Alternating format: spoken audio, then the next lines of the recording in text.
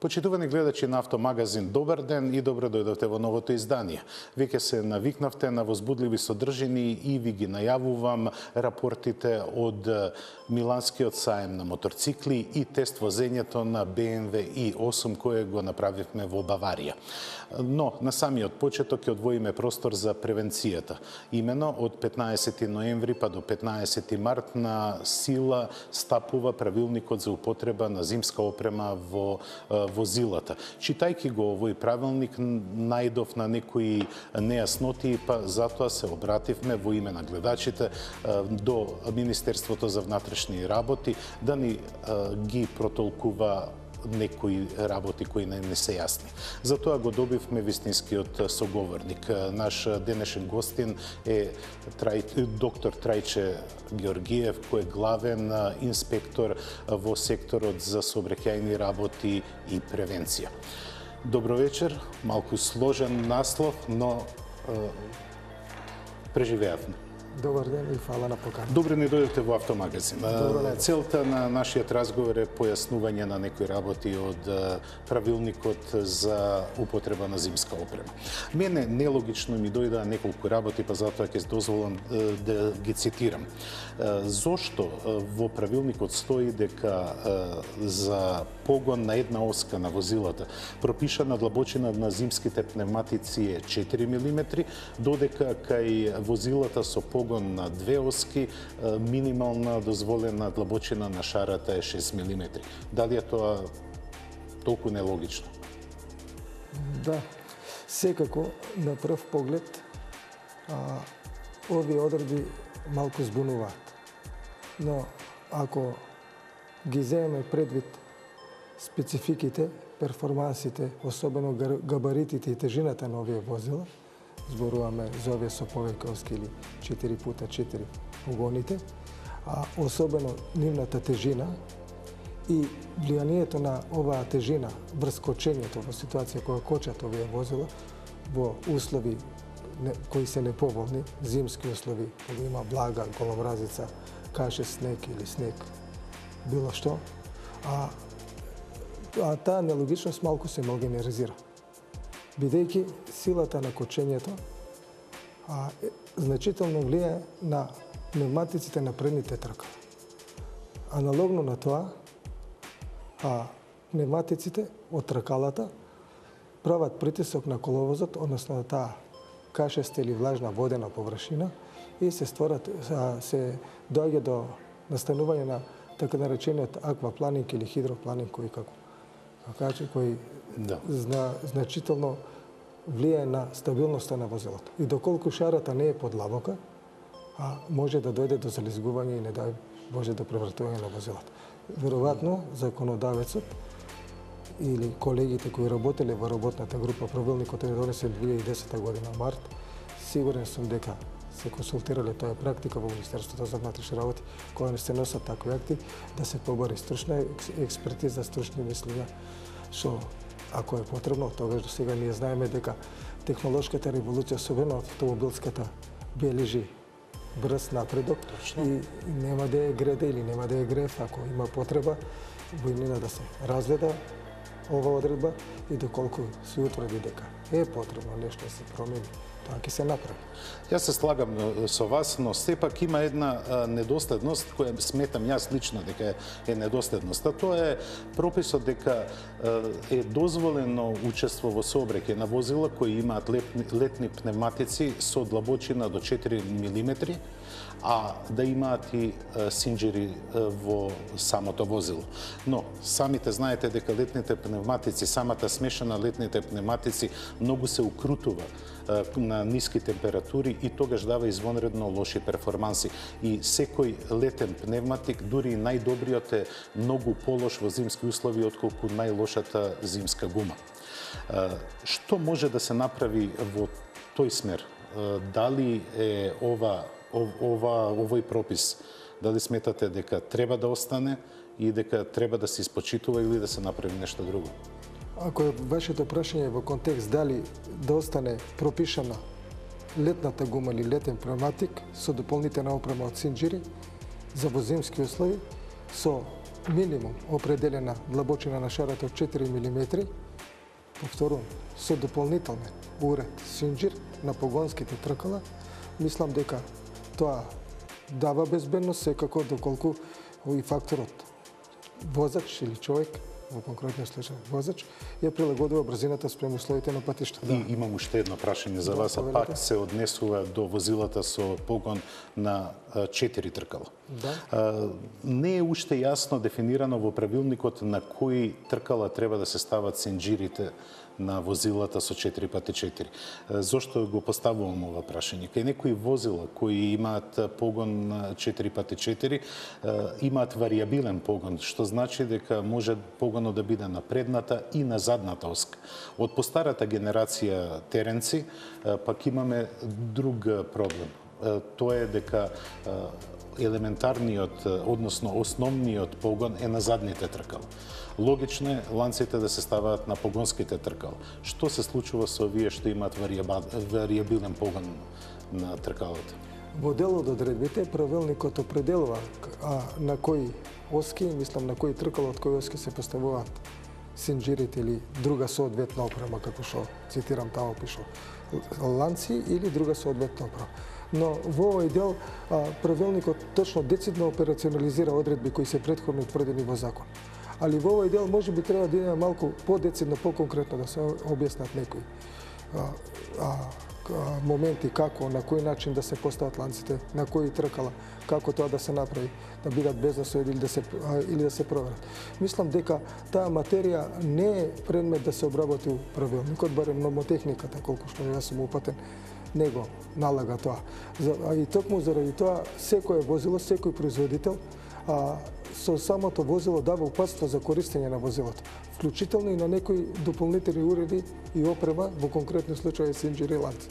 И бидејќи, како вие што рековте пред малку, различни модели, различни типови на возила имаат и различна специфика. Да. Значи, тоа е предмет на уредување во упатството и мислам дека така и практикуваат самите производители. Вие сте поупатени од мене во овој дел. Да, но знаејќи го добро менталитетот на нашиот народ е дека сака да чуе, а не сака да прочита.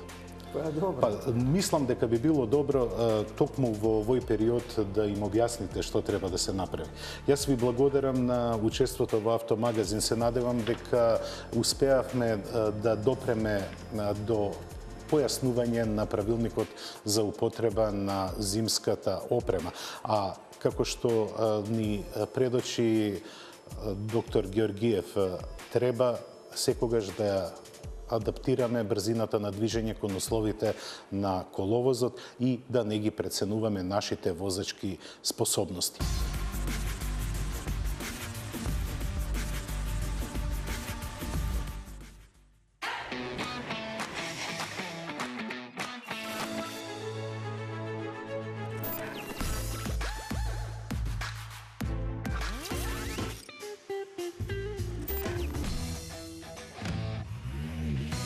Едноставно до нов автомобил со Шпарка се лизинг.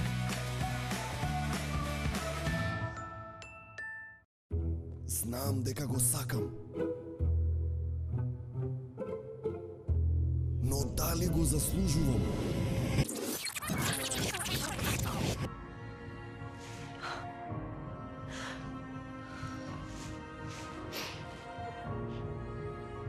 Да. Ви го представуваме новиот Фокус со ST Line опрема. Возењето кое е неверојатно, речиси дефинитивно го заслужувате.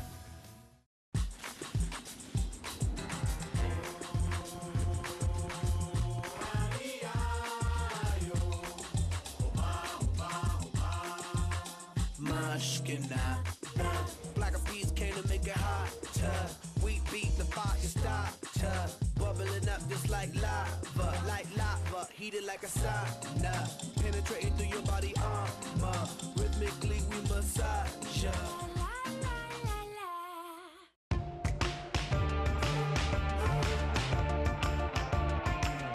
I got the sweat and trying to brag. I see you do a double take. I stand out. I still the scene, you know there ain't no doubt. I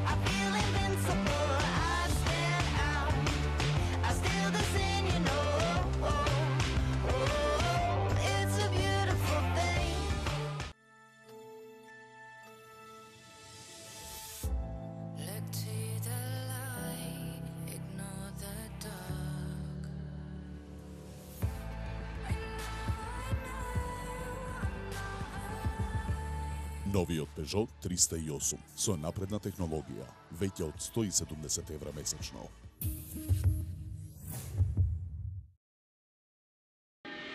Кога не си веќе дете, или кога твоето дете ќе тргне по својот пат. Тоа е времето кога можеш да живееш како што сакаш. Тоа е времето кога можеш да ја слушаш твојата музика гласно. Или да експериментираш со себе. Без да се плашиш, да се изволкаш. Време е да живееш по своите правила.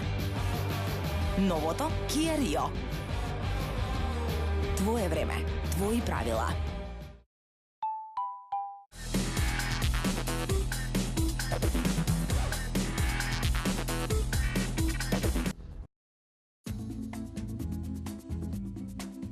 На годинешниот салон на моторциклите во Милано, Honda настапи со цел арсенал новитети. На списокот премиери се најдоа 5 целосно нови модели, 2 редизајнирани и 2 концепта.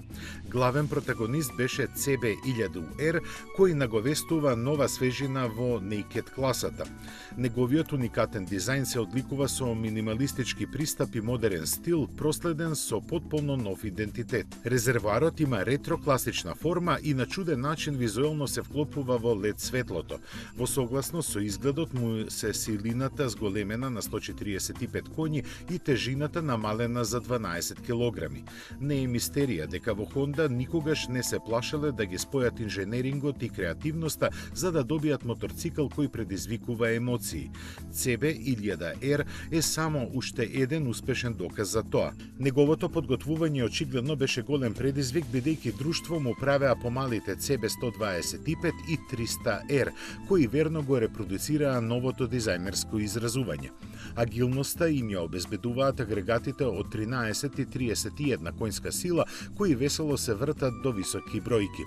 Техничкиот напредок е забележлив на секоја парче механика, а современиот пристап комплетиран со LED осветлување, LCD инструментите и напредниот ABS. За разлика од CB серијата, легендарниот Goldwing цврсто се држи до традицијата. Тој и понатаму е ултимативен избор за долги патувања и покрај новиот изглед и подобрувањата во механиката. Со нив стана поостар, полесен и покомпактен, што посебно ќе го ценат љубителите на мототуризмот. Монументалниот 1,8 литарски агрегат сега има 4 вентили по цилиндар и повеќе сила, а 7-степениот менувач со двојна спојка совршено се вклопува во можностите на Goldwing. Во чест на 30 годишнината од доаѓањето на европскиот пазар, CRF 1000L Africa Twin доби нов авантуристички изглед. Има и поголем резервоар за гориво, вилушки со продолжен од и повисока позиција на возачот. Најголемите измени во механиката се новата електроника на моторот и Акрапович издувот. Заедно со ревидираниот всисен систем, добиен е подобрен одзив во средни режими, на што оптимално се надградува трансмисијата со двојна спојка. Беше представена и новата Adventure Sport верзија, која од стандардната се разликува по дополнителните странични куфери, зголемените теренски способности и подобрената ергономија за возачот. Лани представен XADV направи вистинска буре на пазарот. Реагирајќи на интересот, Honda за идната моделска година го направи уште поспособен за офроуд акција. Овој теренски скутер сега има благо ревидирана електроника и поддиректен пренос кои овозможуваат поспортско возење како на асфалт, така и надвор од него. За помалку искусните ќе биде на располагање во верзија со 47 место 55 коњски сили.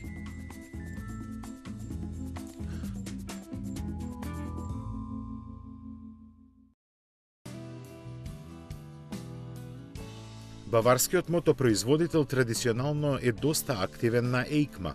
Така беше и годинава, иако поставата му беше поинаку организирана. Во прв план беше големиот K1600 Grand America, наменет за оние кои ги сакаат долгите патувања. Беше представен како новитет, иако во суштина е стандарден K1600B со горна кутија на која е интегриран наслонот за сопатникот. BMW за овој модел ќе каже дека ги комбинира одличните перформанси на 6-цилиндричниот агрегат со ексклузивната опрема.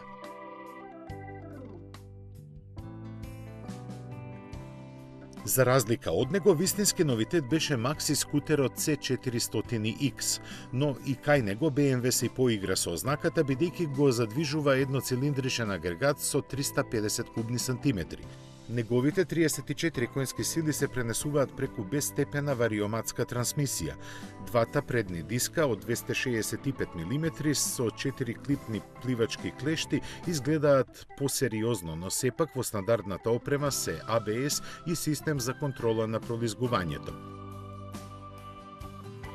Нови беа и се теренските модели на BMW, кои сега имаат ознаки F750GS и F850GS.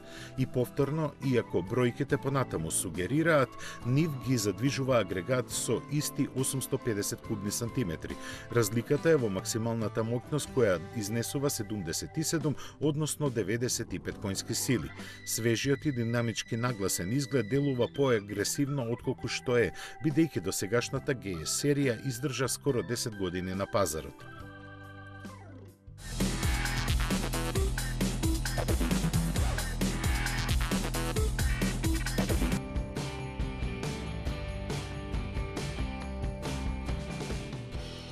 Со оглед на периодот што помина, успех е што MV Agusta воопшто подготви нешто ново за EICMA.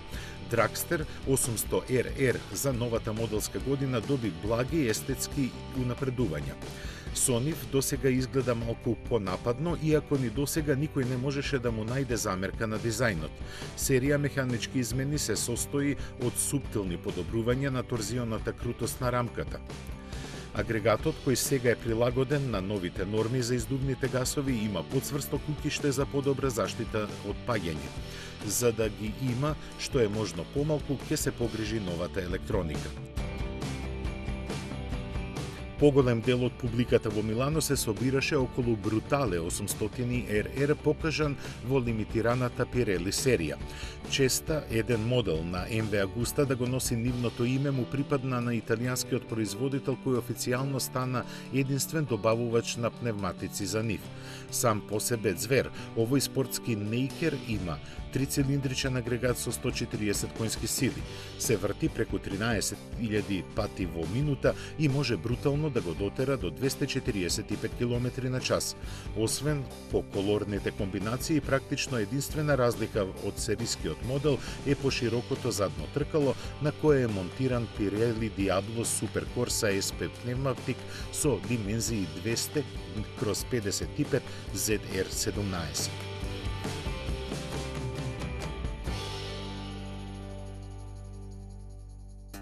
Постојат и други моторцикли со 3 тркала, но ваков не. Yamaha Niken е уникатен со изгледот и со конструкцијата.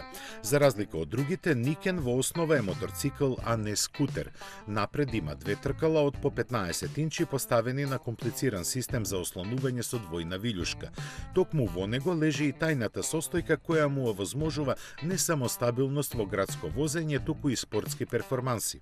Нивното остварување е доверено на трицилиндричниот агрегат од 900 кубни сантиметри, чија моќност не е објавена.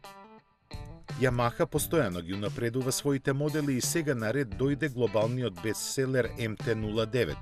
Покрај бројни детали во опремата, овој моторцикл се издвојува и со нивното врвно ослонување. Назад Олинс, а напред со кајаба целосно подесплива вилјушка. За неговата SP верзија наменета за вистинските мотогурмани е понуден избор на бројни опционални задни пружини. Со нив возачот во целост може да го прилагоди моторциклот според своите афинитети и телесна тежина.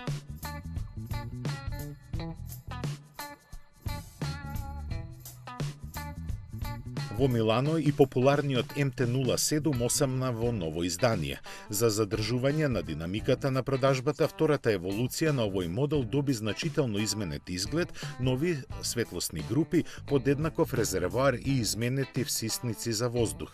Седиштето е наново обликувано за поудобна позиција, а новото ослонување има подинамични поставки. Овој моторцикл за 4 години е продаден во повеќе од 80.000 примероци, што го прави еден од најуспешните во историјата на Ямаха. Успешен и тоа долг низ години е и Тенере, кој сега ја има ознаката 700 World Ride. Основа на овој се уште прототип е новата лесна рамка. Во неа е сместен компактен двоцилиндричен агрегат кој прилагоден за потребите на ваков моторцикл развива 75 конски сили. Робусниот изглед агресивно е нагласен со предната светлосна група, превземена од тркачкиот Дакар рели моторцикл. Тенере 700 ќе стане серијски производ пред крајот на идната година. Славата на името Тенере е искористена и кај новата Maxi Enduro верзија XT1200 ZE. Префиксот супер сега укажува на голем број разлики, кои кај новата Ride Edition изведба ги има уште повеќе. Меѓу бројните новитети со кои Yamaha се представи на EICMA е и унапредениот Tracer 900.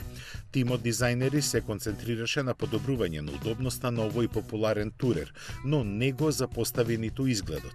Затоа и Tracer 900 сега доаѓа со две лица, едно основно каде се е подредено на спортските карактеристики, а второто ексклузивно за поголемото задоволство при патувањата. Со ознаката GT тој има друга геометрија на задното ослонување.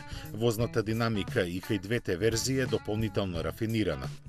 Ветробранот е проширен, а седиштото се подесува по висина, исто како и ногарките за сопатникот.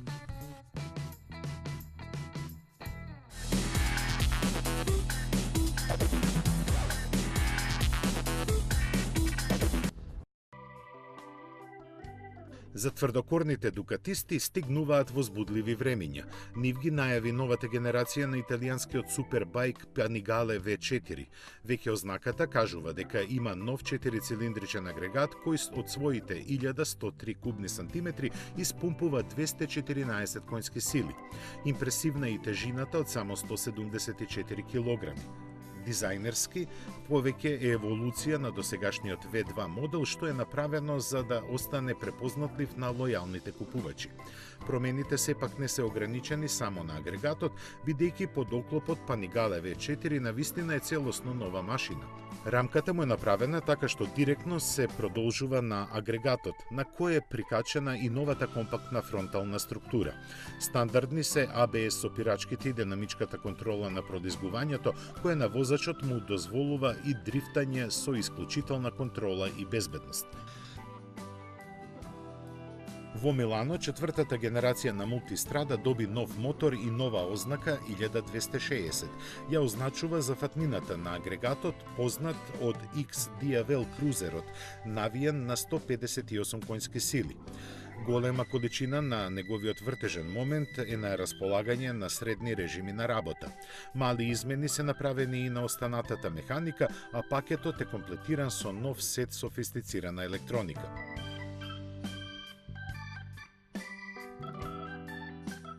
Годинава Монстер слави четврт век постоење и во чест на тоа Дукати ја подготви новата 821 верзија. Најубава досека, како што велат, затоа што ја наследува автентичноста на оригиналност од 92-та. Во неа италијанските мајстори ги имаат споено препознатливиот изглед со нови технологии. Традиционалниот двоцилиндричен агрегат има 109 коњи, доволни за луда забава на патот. Луда по дефиниција е и триото новитети обединети под називот Scrambler 1100. Заеднички им е воздушниот ладен ветвин агрегат со 84 конски сили и способноста да предизвикаат измешани чувства. Поголемиот мотор бараше ревидирање на рамката и нови електронски решенија. Како модел кој е начело на Scrambler семејството во стандардната опрема, има и големи двојни дискови напред со Brembo клешти и хидрауличен главен цилиндер. Ретро изгледот не беше пречка да се вгради LED главно светло, ниту пак алуминиумски тркала, кои кај специјал изведбата сепак се жичани. Новиот Tiger 800 беше вистинска посластица на штандот на Триумф, иако промените не се толку забележливи на прв поглед. Повеќе од 200 на број, најразлични се оние кај трицилиндричниот мотор. Тој со своите 95 конски сили сега дава пореален одговор, а новиот и полесен издувен систем по квалитетен звук. Првиот степен на пренос е скратен, со што е подобрена подвижноста при мали брзини. Дополната е и електрониката со нови технички решенија. Верните купувачи ќе ги ценат LED светлата, новата позиција на рачките и можноста за висинско подесување на инструмент таблата. Како и досега, XC линијата е повеќе прилагодена за возење по асфалт, а XR за излети надвор од него.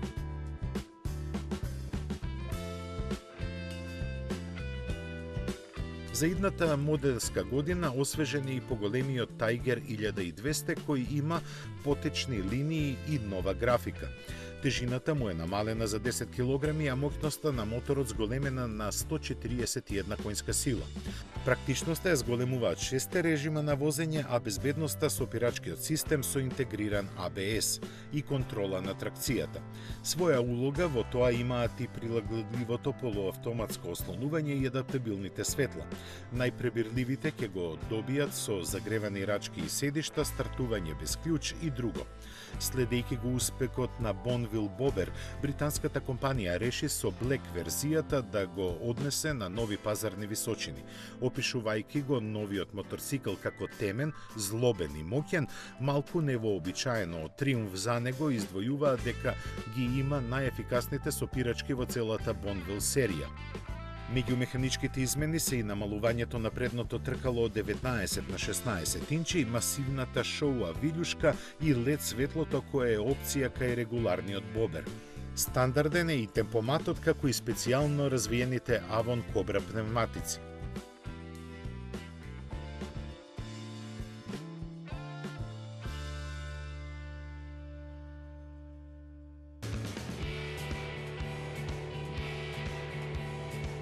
Публиката во Милано се запозна со третиот турбомоторцикл на Kawasaki со ознака Ninja H2 SX. Замислен е како спорт турер со избалансиране карактеристики кои му ги обезбедува еднолитарскиот агрегат со 200 конски сили.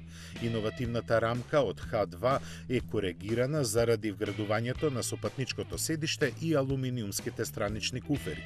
Подолгото меѓуоскино расстојание и изменетиот агол на вилјушката му обезбедуваат подобра стабилност при поголеми брзини.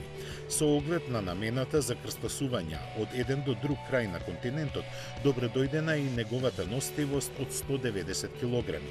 Темпоматот е стандарден, а кај SE верзијата и загреваните рачки на кормилото. Тој воедно и првиот Kawasaki со TFT инструмент табла во боја.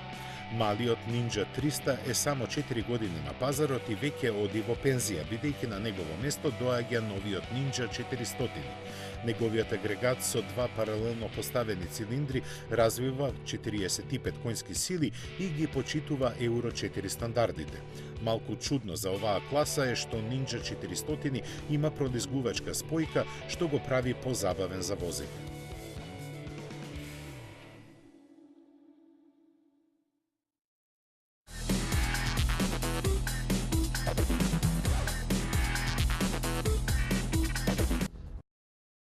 Прашањето не е дали, туку кога сите автомобили ќе станат електрични. Впрочем, во Франкфурт забележавте дека скоро сите производители на автомобили, оние стари, и дури и новите марки, имаат план за електрификација на својата гама. BMW пред неколку години направи стратешка алијанса со Toyota кој даде отворен простор за електричните, односно хибридните возила на BMW. Денеска го имаме на возење и 8 купе кое е класичен хибрид, односно има алтернација и погон на бензин и на струја. Но неговиот изглед е повеќе од атрактивен со оваа перло-бела боја. Па видете го само овој зафат на задниот дел каде што слободно флуктуира воздухот и дава една сосема нова димензија на спортските купеа. Човек да не знае дека ова хибриден автомобил ќе помисли дека е ултраспортски. Со самото отворање на вратите кое ни открива една суперспортска внатрешност. Но дали е тоа она што изгледа дека е? И еве веќе на самиот прв поглед внатре се забележува каде треба прво да се седне пред да влезете во внатрешноста на i8. Направена за манекенски градени типови или атлетски градени типови, може би ова ке не е најдобар пример за типичен корисник на BMW i8, но како што вели старата поговорка за убавина треба и да се трпи. Инаку, внатрешноста на овој автомобил е футуристичка. Во најдобра смисла речено, ултраспортска, но футуристичка.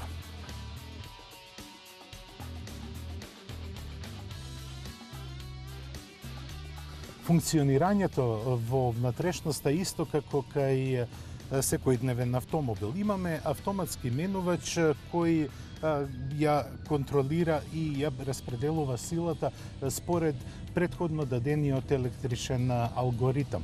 Она што ми се допаѓа е погонот на бензинскиот мотор кој ќе се уклучи. Слушнете само каков звук дава.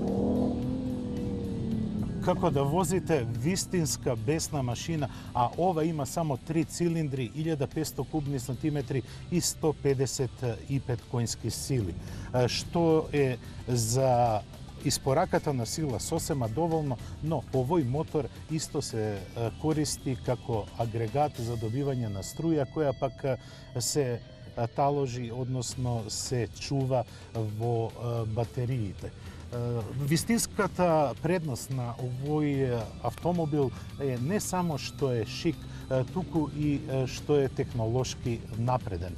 Исто така можете да го возите на потполно електричен погон или пак на комбиниран погон кој полнењето, празнењето па и другите атрибути на овој автомобил, како што се извонредното забрзување и динамичките својства ги решава преку централен компјутер. Така да возачот треба само да е опуштен и да ужива во возењето. А кога сме кај уживањето во возењето, не може да кажам дека во овој автомобил ќе се изнауживате до мила волја. Но дека ќе бидете во фокусот на вниманието, тоа сигурно. Што се однесува до новите технологии, BMW не штедеше. Во новата i8 ставаше и со капа и со шака.